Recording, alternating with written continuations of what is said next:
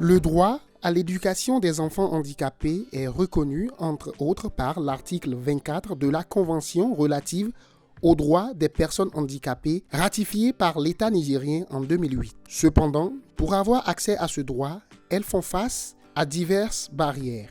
Une des barrières est relative à l'accessibilité des infrastructures scolaires. Rendre les classes scolaires inclusives et adaptées aux besoins de tous les élèves, y compris ceux qui ont des handicaps. C'est l'un des objectifs visés à travers le projet TOFI, Together for Inclusion. Un projet mis en œuvre par un consortium d'organisations engagées pour la cause des personnes handicapées. Il s'agit donc de l'ONG ADRA, la Fondation Strom, la Fédération nigérienne des personnes handicapées, Plan International Niger, grâce au financement de l'agence NORAD. Dans le cadre du projet TOFI, l'ONG ADRA intervient dans 4 écoles de la commune de Dargol et 11 écoles de la commune de Baleyara, toutes dans la région de Tillabéri. Une intervention réalisée conjointement avec la Fédération nigérienne des personnes handicapées. Ces travaux sont constitués soit de construction de nouvelles infrastructures ou de réhabilitation d'infrastructures existantes. Bon, avant la mise en place de ces rampes, l'accessibilité dans les classes était, même si je peux le dire, impossible. Donc ces enfants-là, handicapés physiques, ce n'est pas facile de rentrer dans les classes. Mais maintenant, avec les rampes, il y a une grande différence. On peut rentrer tranquillement, sans inquiétude. Donc ces enfants-là, actuellement, ils sont très ravis de venir à l'école. Il n'y a aucune barrière. Ils se sentent bien dans nos écoles. Maintenant, avec la réhabilitation, les parents, on a pu convaincre les parents que même les classes d'aujourd'hui sont des classes inclusives. Ça veut dire que la réhabilitation nous a aussi appuyé à convaincre les parents qui sont réticents pour que vraiment leur inscription des enfants handicapés soit vraiment une réussite. Parce qu'en regardant les classes et en regardant la réhabilitation, les parents voient que maintenant c'est avec des rampes, avec une classe inclusive en quelque sorte. Vraiment, donc, ça nous a appuyé dans la sensibilisation et à amener les enfants handicapés à l'école. Donc, vraiment, quand je me réfère des effectifs des enfants handicapés, chaque année, ça ne fait qu'augmenter. Avant la validation de ces infrastructures, une équipe d'auditeurs spécialistes en accessibilité de la Fédération nigérienne des personnes handicapées a visité les nouveaux bâtiments construits. Dans les différentes écoles visitées, à Baleyara et à Dargol, les auditeurs ont minutieusement vérifié la conformité des bâtiments aux normes internationales d'accessibilité. Les premières impressions que j'ai, c'est qu'il reste encore à faire, puisque nous avons des observations surtout sur les rampes. Presque la quasi-totalité des rampes des classes construites, des latrines construites, plus des 3 salles réhabilitées ne sont pas au top en matière du respect des normes internationales en matière d'accessibilité.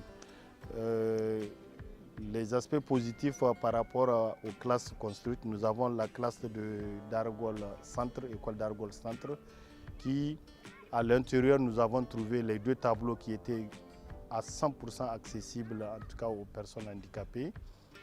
Nous avons également constaté que les fenêtres s'ouvrent de façon latérale, donc elles ne constituent aucun obstacle pour les personnes handicapées, surtout les personnes malvoyantes.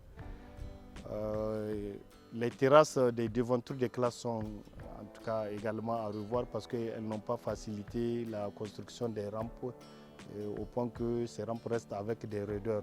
Donc si tu veux, de façon globale, je pense que dans le rapport, nous allons le souligner de façon précise. Il reste encore à faire pour parler de l'accessibilité de ces classes. Comme vous le constatez, par exemple ici, les couleurs des fenêtres, des portes et des fenêtres sont identiques, alors que ça devrait être de deux couleurs différentes pour permettre aux personnes handicapées malvoyantes de faire la différence entre les fenêtres et les portes et éviter d'être confrontées à des obstacles. Pour les latrines, je voudrais revenir sur les murs qui sont venus, entre guillemets, servir de protection aux portes d'accès aux toilettes. Pour nous, ces murs-là constituent un danger du simple fait qu'elles n'assurent pas la sécurité et la sûreté des enfants qui vont utiliser ces toilettes, surtout les enfants handicapés, puisqu'il n'y a aucun contrôle de loin permettant de savoir quand ces enfants sont dans ces toilettes, surtout les filles, y compris les filles handicapées, qu'elles peuvent être violentées à travers ces murs qui ne permettent pas de voir ce qui se passe à l'intérieur. Et comme vous l'avez constaté, un fauteuil roulant ne peut pas circuler dans les murs. Les largeurs des portes n'atteignent pas les minimums de 90 degrés, elles sont très exiguës. Et le mur ne permet pas, lorsque vous ouvrez une porte de ces latrines-là, de faire le tour et d'accéder dans la cabine de la latrine. Et à l'intérieur de cette cabine, le fauteuil ne peut pas bouger, à plus forte raison permettre à l'élève handicapé d'utiliser ces toilettes-là comme il le souhaite. D'ailleurs, il ne pourra pas descendre de son fauteuil tant que ces cabines n'ont pas été revues en largeur. Et nous avons vu des classes qui ont été construites en 2020, et 2021 et 2022. Et progressivement, on a vu une amélioration parce que vous allez constater les classes ou les rampes de 2020, une rampe qui est plus ou moins raide. Mais en 2022, vous allez trouver que la rampe est bien stabilisée. Donc je me dis que certainement qu'ils ont dû travailler avec les recommandations des audits passés. Voilà, donc nous avons en tout cas vérifié les tableaux qui devaient être à 0,60 cm du sol. Et nous avons aussi vérifié les largeurs des portes d'entrée pour voir la question de l'accessibilité. Est-ce qu'un fauteuil roulant peut accéder à la classe? Nous avons aussi vérifié les toilettes, les largeurs des toilettes. Est-ce que quand un enfant rentre dans la toilette avec son fauteuil roulant, il peut vraiment se mouvoir dans la toilette? Et on a trouvé certaines toilettes qui sont exiguës. D'autres sont un peu larges mais pas trop. Et on a constaté que dans les toilettes, il n'y a pas de barre de transfert et il n'y a pas de pots en siège. Donc il y a quelques défis que nous avons relevés et qu'il va falloir corriger. C'est notamment, parfois vous allez trouver une classe à la fin de la rampe, il y a un seuil peut-être de 10 cm. Ou bien on a cherché en tout cas à supprimer le seuil, mais la suppression n'a pas été correcte. Après ces visites d'audit, un rapport sera dressé afin de corriger les possibles imperfections. Au niveau de l'ONG ADRA, ces inspections permettront d'améliorer la qualité des infrastructures. Nos sentiments sont vraiment très positifs. Nous nous réjouissons vraiment de l'appui que la FNPH, les contributions de la FNPH par rapport à toutes nos actions. En 2020, nous avions commencé ce projet et que vraiment il y a eu une grande amélioration compte tenu de leurs conseils, de leurs remarques et de leurs suggestions. La coordination du projet TOFI tiendra-t-elle compte de ces différentes observations? Nous allons en tenir compte. Il suffit que nous revenions avec des recommandations, des suggestions et nous allons avancer dans ce procès. Souvent mis à l'écart du système éducatif compte tenu de différents facteurs, les enfants handicapés ont aussi droit à l'éducation comme tout autre enfant. Quel impact de ces travaux sur la fréquentation scolaire des enfants handicapés? Les salles de classe ont été munies de rampes donc pour assurer l'accès à tout le monde. Et l'éducation inclusive a fait en sorte que nous accueillons et nous prenons en charge toutes les personnes handicapées, en tout cas dans le besoin, puisque c'est un droit à l'éducation. Ce qui nous a permis d'avoir un peu plus.